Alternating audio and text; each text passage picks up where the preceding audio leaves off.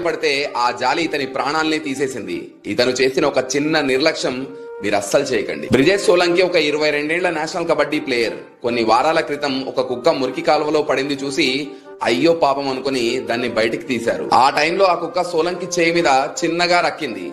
బ్రిజేష్ చిన్నదే కదా అని లైట్ తీసుకున్నారు. కొన్ని వారాల తర్వాత ఎక్కడైతే కలిసిందో అక్కడ నల్లగా అవ్వడం, గొంతులో మంట, నీళ్లను చూస్తే భయపడడం, కంటి చూపు మందగించడం స్టార్ట్ అయింది. డాక్టర్ దగ్గరికి వెళ్తే రేబీస్ వ్యాధి అని కన్ఫర్మ్ చేసి దీనికి ఎలాంటి వైద్యం లేదని చేతులెత్తేశారు. కొన్ని రోజులకే రీసెంట్ గా బ్రిజేష్ సోలంకి రేబీస్ కారణంగా నరకం అనుభవిస్తూ చనిపోయారు. ఒక ఫేమస్ డాక్టర్ దీని మీద మాట్లాడుతూ వ్యాక్సినేటెడ్ అయిన కుక్కలు కరవడం వల్ల కూడా, నాకడం వల్ల కూడా రేబీస్ వస్తుందని చెప్పారు. అండ్ మెయిన్లీ రేబీస్ కి ఎలాంటి వైద్యం లేదు. అన్ఫార్చునేట్లీ రేబీస్ అయితే చావు తప్ప మరే దారి లేదు. డాగ్స్ ని ఇళ్లలో పెంచే వాళ్ళు కొంచెం జాగ్రత్తగా ఉండండి. మన ఒంటి మీద దెబ్బ తగిలిన చోట డాగ్స్ నాకినా లేదా కొరికినా లేదా డాగ్స్ సలైవా మన కళ్ళల్లో పడినా మన ప్రాణాలకే ప్రమాదం. డాగ్ పెట్